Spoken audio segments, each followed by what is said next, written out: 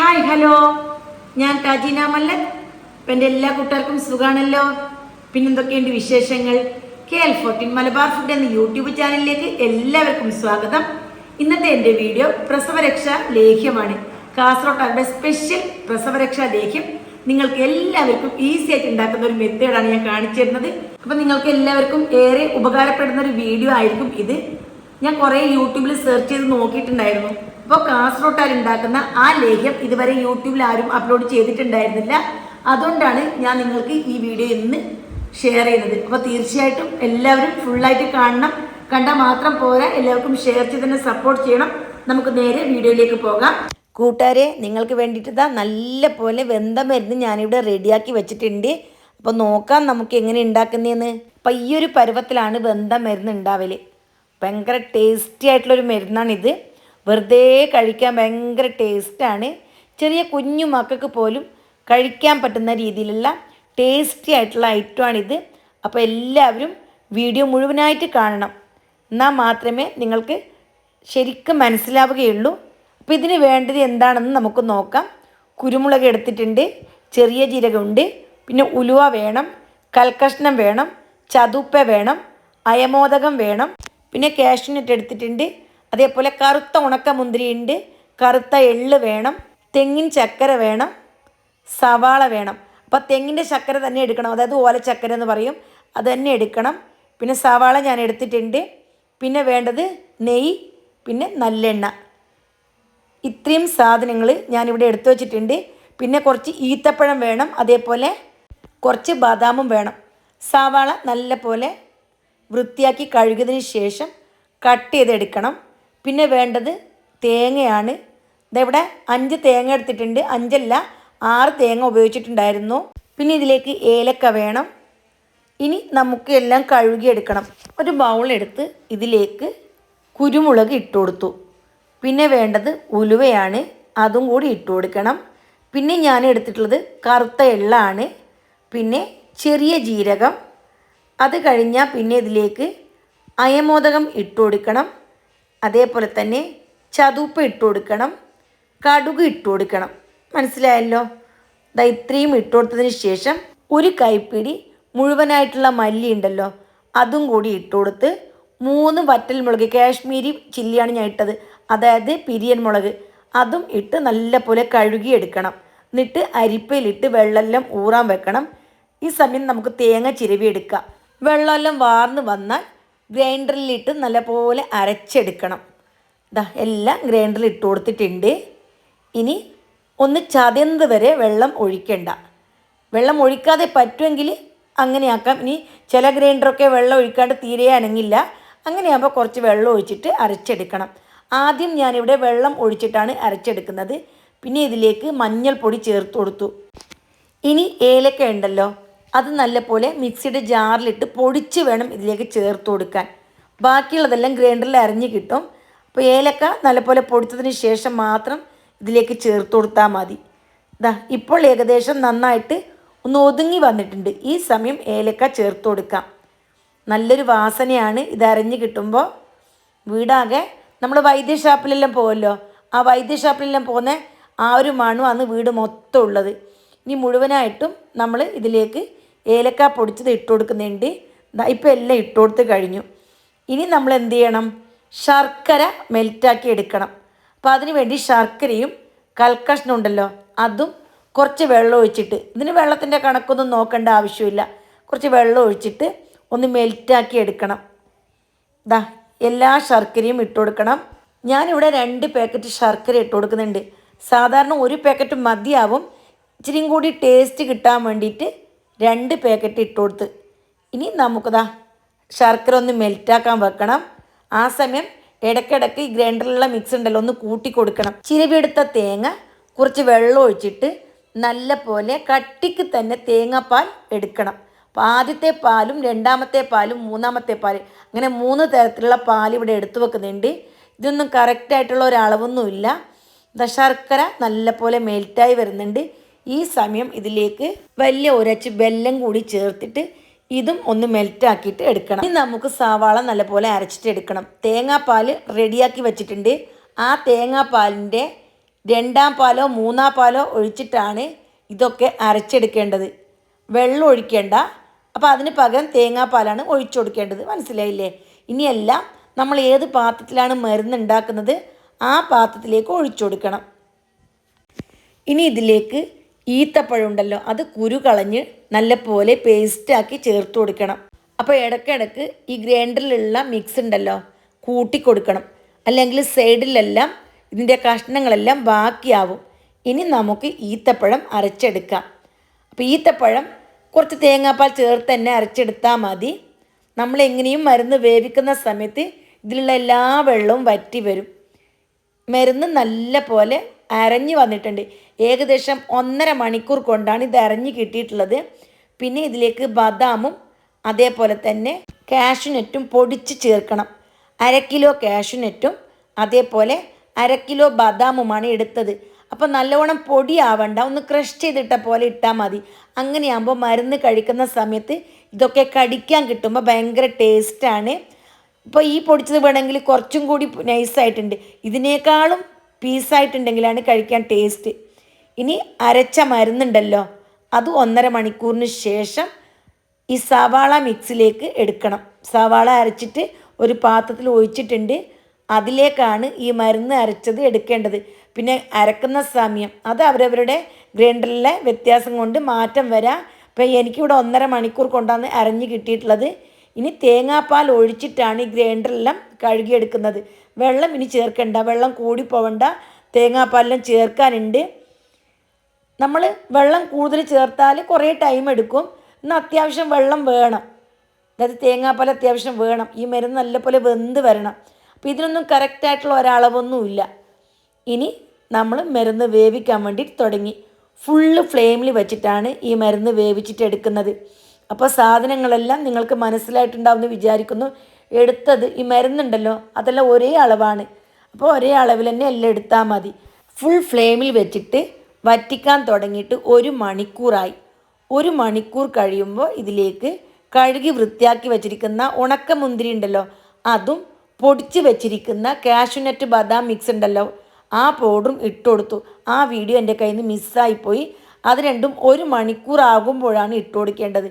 ഇനി നന്നായിട്ട് വീണ്ടും ഇളക്കി ഏകദേശം 1.5 മണിക്കൂർ ആകുമ്പോൾ ഇതിലേക്ക് എടുത്ത് വെച്ചിരിക്കുന്ന രണ്ടാം പാലും ചേർത്ത് കൊടുക്കണം. രണ്ടാം പാൽ ചേർത്ത് ഒരു 10 മിനിറ്റ് ആകുമ്പോൾ ഒന്നാം പാൽ ചേർത്ത് കൊടുക്കണം.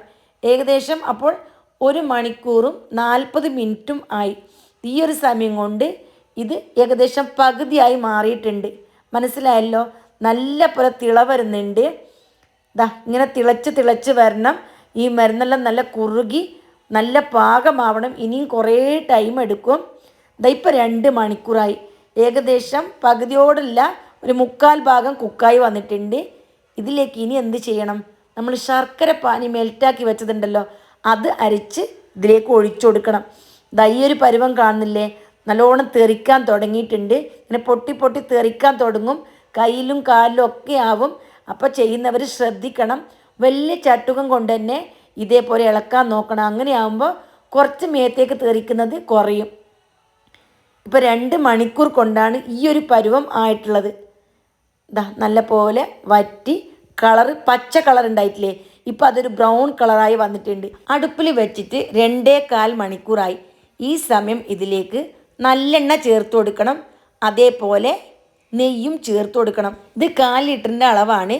ഇതുപോലെയുള്ള 2 ബോട്ടിൽ നെയ്യും 2 ബോട്ടിൽ നല്ലെണ്ണയും ആവശ്യമാണ്. ഈ ഒരു സമയത്ത് 1 ബോട്ടിൽ നെയ്യും 1 ബോട്ടിൽ നല്ലെണ്ണയും ഒഴിച്ചു കൊടുത്തു. എന്നിട്ട് വീണ്ടും നല്ലപോലെ ഇളക്കി ഈ നെയ്യും എണ്ണയും ഇത് വലിച്ചെടുക്കണം. ആ പരുവത്തിൽ നന്നായിട്ട് ഇളക്കിക്കൊണ്ട് തന്നെ ഇരിക്കണം. കൈയെടുക്കാതെ ഇളക്കണം. നല്ലോണം ജോലിയുള്ളൊരു മെനക്കെട്ട ജോലിയാണിത്. എന്നാലും അടിപൊളി ടേസ്റ്റ് തന്നെയാണ്. ഇതിലേക്ക് കാഷ്യൂനട്ടും കിസ്മിസും ബദാമും ഒക്കെ ചേർത്തത് കൊണ്ട് തന്നെ അടിപൊളി ടേസ്റ്റാണ് ഇതിന്. കുരുമുളകെല്ലാം ഇട്ടതുകൊണ്ട് തന്നെ നമുക്ക് ആരോഗ്യത്തിന് നല്ല ഗുണം കിട്ടും. കുരുമുളകിൽ ആൻറ്റി ബാക്ടീരിയൽ ആൻറ്റി ഇൻഫ്ലമേറ്ററി പദാർത്ഥങ്ങൾ ധാരാളം അടങ്ങിയിട്ടുണ്ട്. ഇത് അണുബാധ തടയാൻ സഹായിക്കുന്നു. അപ്പോൾ കുരുമുളക് കഴിക്കുന്നത് കൊണ്ട് തന്നെ ശൈത്യകാലത്തുള്ള ചുമയും ജലദോഷമൊക്കെ മാറി കിട്ടാൻ സഹായിക്കുന്നു. പിന്നെ അയമോദമൊക്കെ ഇട്ടിട്ടുണ്ടല്ലോ, അപ്പോൾ അതും അങ്ങനെ തന്നെ. ദഹനം മെച്ചപ്പെടുത്താനും കുടലിൻ്റെ ആരോഗ്യം നിലനിർത്താനും ഒക്കെ നല്ലതാണ്. വയറുവേദന, ഗ്യാസ്, ദഹനക്കേട്, നെഞ്ചരിച്ചിൽ തുടങ്ങിയ സംഭവത്തിനൊക്കെ ഇത് ഭയങ്കര ഒരു ഗുണം ചെയ്യുന്ന കാര്യമാണ് ഈ അയമോദകം. അപ്പോൾ ഇതെല്ലാം ചേർത്തിട്ടാണ് നമ്മൾ ഉണ്ടാക്കുന്നത്. ഇതിലേക്ക് രണ്ടാമത്തെ ബോട്ടിൽ നല്ലെണ്ണയും ഒഴിച്ചു കൊടുത്ത്, അപ്പോൾ ഇനി ഈ നല്ലെണ്ണയെല്ലാം നല്ലപോലെ ഇതിലേക്ക് മിക്സായിട്ട് യോജിച്ചിട്ട് വരണം. പിന്നെ ഉലുവ ചേർത്തതുകൊണ്ട് തന്നെ ദഹന പ്രശ്നം എന്തുണ്ടെങ്കിലും പരിഹരിക്കും. അതേപോലെ രക്തത്തിലെ പഞ്ചസാരൻ്റെ അളവുണ്ടല്ലോ അതെല്ലാം നിയന്ത്രിക്കും. പിന്നെ മുലയൂട്ടുന്ന അമ്മമാരിലുണ്ടല്ലോ നല്ലോണം പാലുണ്ടാക്കാൻ വേണ്ടിയിട്ടും ഇത് സഹായിക്കും. അങ്ങനെയുള്ള ബെനിഫിറ്റ് ഉള്ള അടിപൊളി ഐറ്റംസ് ചേർത്തിട്ടാണ് നമ്മൾ ഈ മരുന്നെല്ലാം ഉണ്ടാക്കിയിട്ടുള്ളത്. പിന്നെ കടുക് ചേർക്കുന്നുണ്ട്, അതും അങ്ങനെ നടുവേദനക്കൊക്കെ നല്ലതാണ്. ഈ പ്രസവശേഷം തീർച്ചയായിട്ടും ഈ ലേഹ്യം എല്ലാവരും കഴിക്കണം. പാലുണ്ടാവാനെന്ന് മാത്രമല്ല, നടുവേദന, കൈകാല് വേദന, അസിഡിറ്റി എല്ലാം മാറിക്കിട്ടാൻ ഉപകാരപ്പെടുന്നൊരു മരുന്നാണ് ഈ ലേഹ്യം. അപ്പോൾ എല്ലാ സ്ത്രീകളും ഇത് കഴിക്കണം, തീർച്ചയായിട്ടും കഴിക്കണം. പണ്ട് മുതലേ ഉള്ളൊരു ആചാരമാണ് ഈ മരുന്ന് കഴിക്കൽ. അപ്പോൾ അത്രയും ബെനിഫിറ്റ് ഈ മരുന്നിനുള്ളത് കൊണ്ടാണ് പണ്ട് മുതൽ എല്ലാവരും കഴിക്കുന്നത്. എല്ലാ പുരോഗതി വന്നിട്ടും ഇന്നും ഈ മരുന്ന് എല്ലാവരും കഴിക്കുന്നത് ഇത്രയെല്ലാം ഗുണങ്ങൾ ഉള്ളത് കൊണ്ടാണ്. പ്രസവിച്ച സ്ത്രീകളെന്ന് മാത്രമല്ല, നമ്മളെപ്പോലെ സാധാരണ കൈകാല് വേദന, നടുവേദനയുള്ള എല്ലാ സ്ത്രീകൾക്കും ഈ മരുന്ന് അടിപൊളി ഗുണം ചെയ്യും. അപ്പോൾ നിങ്ങൾക്ക് സ്വന്തമായിട്ട് തന്നെ വീട്ടിൽ ഉണ്ടാക്കി കഴിക്കാനും പറ്റും. ഈ മരുന്നിനുണ്ടല്ലോ 500 ഗ്രാമിൻ്റെ ഒരു ബോട്ടിലിന് 1000-1100 രൂപയാണ് വിലയുള്ളത്. അപ്പം നമുക്ക് സ്വന്തമായിട്ട് തന്നെ ഉണ്ടാക്കി കഴിക്കാൻ പറ്റിയാൽ അപ്പോൾ അത്രയും നമുക്ക് ഗുണകരമല്ലേ.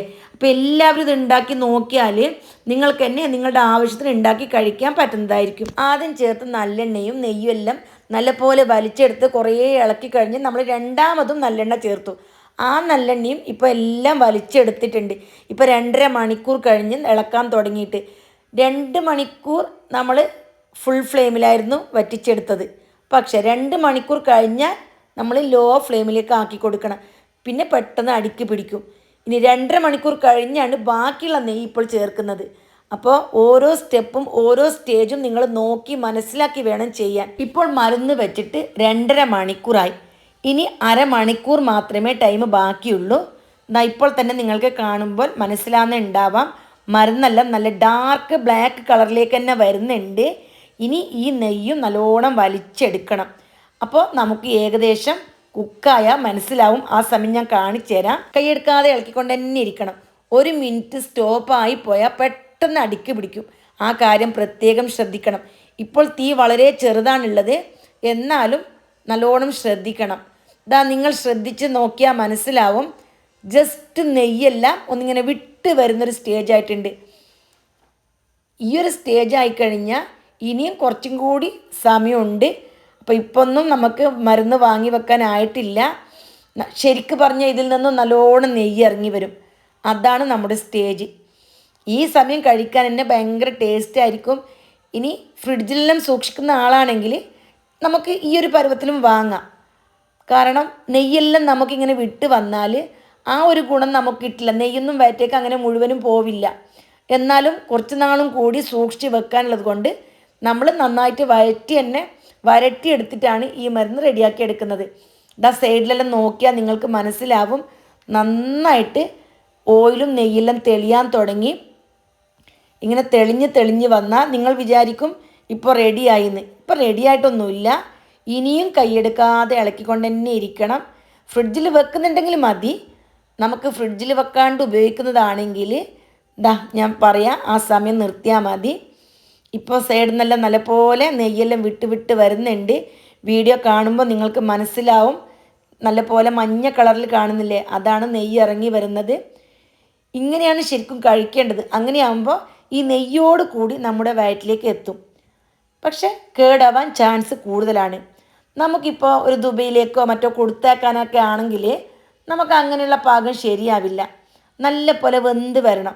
അങ്ങനെയാകുമ്പോൾ കുറച്ചും കൂടി നന്നായിട്ട് വഴറ്റിയെടുക്കണം. ഇപ്പോൾ നെയ്യെല്ലാം നല്ല പോലെ വിട്ട് വരുന്നുണ്ട്. ഇനിയും കുറച്ചും കൂടി ഇളക്കി യോജിപ്പിച്ചെടുക്കണം. ഇപ്പോൾ കണ്ടല്ലോ, നല്ലോണം നെയ്യ് വരുന്നുണ്ട്. ഇനി നമുക്കിത് കുറച്ചും കൂടി ഇളക്കി മതിയാക്കാം. അപ്പോൾ ഈ ഒരു പരുവം ആയിക്കഴിയണം. നിങ്ങൾക്ക് എല്ലാവർക്കും മനസ്സിലായിട്ടുണ്ടാവുമെന്ന് വിചാരിക്കുന്നു. അപ്പോൾ ഇങ്ങനെയാണ് ഇതിൻ്റെ സ്റ്റേജ്. ഞാൻ ഇനിയും കുറച്ചും കൂടി സമയം വഴറ്റിയെടുക്കുന്നുണ്ട്. നല്ല ഹൽവ പോലെ ആവണം. അങ്ങനെയാകുമ്പോൾ 1 കൊല്ലം വരെ ഈ മരുന്ന് മോശാവാണ്ട് നമുക്ക് പുറത്ത് വെച്ച് തന്നെ കഴിക്കാൻ പറ്റും. അപ്പോൾ ആ ഒരു പരുവം എത്തുന്ന രീതിയിൽ വീണ്ടും കാണിച്ചു തരാം. ഇതാ നമ്മളിട്ട നട്സും കാഷ്യൂം എല്ലാം മുകളിലേക്ക് തെളിഞ്ഞ് വരുന്ന കണ്ടില്ലേ. അപ്പോൾ ഇതിലുള്ള വെള്ളമെല്ലാം വറ്റിയിട്ടാണ് ഈ ഒരു പരുവത്തിലായിട്ടുള്ളത്. അതുകൊണ്ട് തന്നെ നമുക്ക് മോശമാവുന്നുള്ള ഒരു പേടിയും വേണ്ട. സാധാരണ എല്ലാവരും ഇതിലേക്ക് വെളിച്ചെണ്ണ ചേർക്കാറുണ്ട്. അപ്പോൾ വെളിച്ചെണ്ണ ചേർത്താൽ പെട്ടെന്ന് കേടാവും. ഗൈസ്, പ്രസവരക്ഷാ ലേഹ്യം അടിപൊളിയായിട്ട് പാകമായി വന്നിട്ടുണ്ട് ഗൈസ്. ഇനി ഫ്ലെയിമെല്ലാം ഓഫാക്കി ഇതിൻ്റെ സൈഡിലുള്ള മരുന്നുണ്ടല്ലോ എല്ലാം ഒന്നിച്ചാക്കി നമുക്കിത് മൂടി വെക്കണം. ഇനി ചൂടാറിക്കഴിഞ്ഞതിന് ശേഷമാണ് ഇത് ബോട്ടിലാക്കി വെക്കേണ്ടത്. ഇതാ നെയ്യെല്ലാം ഊറി വരുന്നത് കണ്ടില്ലേ. അപ്പോൾ ഈ നെയ്യ് നമുക്ക് എന്ത് ചെയ്യാം, ബോട്ടിലിൻ്റെ മീതെ ഒഴിച്ചു കൊടുത്താൽ മതി. അങ്ങനെയാകുമ്പോൾ മോശാവുന്നതും നമുക്ക് കുറഞ്ഞു കിട്ടും. ഇനി എല്ലാം ഇതേപോലെ തട്ടിപ്പൊത്തി വെച്ചിട്ട് ചൂടാറുന്നത് വരെ വെയിറ്റ് ചെയ്യണം. ഈ ഒരു മരുന്നിൽ ബദാമും കാഷ്യും കിസ്മിസും എല്ലാം അടങ്ങിയിട്ടുള്ളതുകൊണ്ട് ഹലുവ എല്ലാം കഴിക്കുമല്ലോ, അതേ ടേസ്റ്റാണ് ഗൈസ്. ശരിക്കാണ് ഞാൻ പറയുന്നത്. ഇതിൻ്റെ പരുവം ഞാൻ കാണിച്ചു തരാം. കൈ കൊണ്ട് ഉരുട്ടിയാലുണ്ടല്ലോ നല്ല ബോൾ പോലെ ഉരുണ്ട് വരണം. ഇതാണ് കറക്റ്റായിട്ടുള്ള പാകം. ഇങ്ങനെ പൊടിഞ്ഞു പോകാനോ കയ്യിലൊട്ടാനോ പാടില്ല. അങ്ങനെ ഒട്ടുന്നുണ്ടെങ്കിൽ അത് പാകമായിട്ടില്ല എന്നാണ് അർത്ഥം. ഇനി നമുക്ക് ചൂടാറിക്കഴിഞ്ഞ് ആവശ്യമുള്ള ബോട്ടിലിട്ടിട്ട് ടൈറ്റാക്കിയിട്ട് വെച്ചാൽ 1 വർഷം വരെ കേടാവാണ്ട് സൂക്ഷിക്കാൻ പറ്റും. പിന്നെ 1 വർഷമൊന്നും ഈ ലേഹ്യം ബാക്കി വരില്ല. ശരിക്ക് പറഞ്ഞാൽ പെട്ടെന്ന് തന്നെ കഴിച്ച് തീരും. എന്നാലും ബാക്കി ആയാലോ എന്ന് വിചാരിച്ചിട്ടാണ് ഞാൻ പറയുന്നത്. പിന്നെ ഇട്ട് വെക്കുന്ന ബോട്ടിലുണ്ടല്ലോ നല്ല പോലെ ചൂടുവെള്ളത്തിൽ കഴുകിയതിന് ശേഷം ഉണക്കിയെടുക്കണം. എന്നിട്ട് വെയിലത്ത് വെച്ചിട്ട് ഉണക്കിയെടുക്കണം. അങ്ങനെയുള്ള ബോട്ടിൽ മാത്രമേ മരുന്ന് സൂക്ഷിച്ച് വെക്കാൻ പാടുള്ളൂ. അല്ല എങ്കിലും പെട്ടെന്ന് തന്നെ കേടാവാൻ ചാൻസ് ഉണ്ട്. അപ്പോൾ ഇത്രയൊക്കെയാണ് ഇന്നത്തെ വീഡിയോ. ഇതെൻ്റെ എല്ലാ ഫ്രണ്ട്സിനും ഉപകാരപ്പെടും എന്നാണ് ഞാൻ വിചാരിക്കുന്നത്. ഉപകാരപ്പെട്ടെന്ന് തോന്നിയാൽ ഇപ്പോൾ തന്നെ ഒരു ലൈക്ക് ചെയ്ത് സപ്പോർട്ട് ചെയ്യണേ. ഫ്രണ്ട്സിനും ഫാമിലിക്കും ഷെയർ ചെയ്ത് എന്നെ സപ്പോർട്ട് ചെയ്യുമെന്ന് വിചാരിക്കുന്നു. അപ്പോൾ വീണ്ടും നല്ല നല്ല റെസിപ്പീസുമായിട്ടും ഇതേപോലെയുള്ള ഉപകാരപ്പെടുന്ന വീഡിയോ ആയിട്ടും ഞാൻ നിങ്ങളുടെ മുമ്പിലേക്ക് വരുന്നതായിരിക്കും. അപ്പോൾ നിങ്ങളുടെ എല്ലാ സപ്പോർട്ടും എനിക്ക് ഉണ്ടാവണം. വീണ്ടും കാണുന്നത് വരെ ജസാക്കല്ലാഹ് ഖൈർ.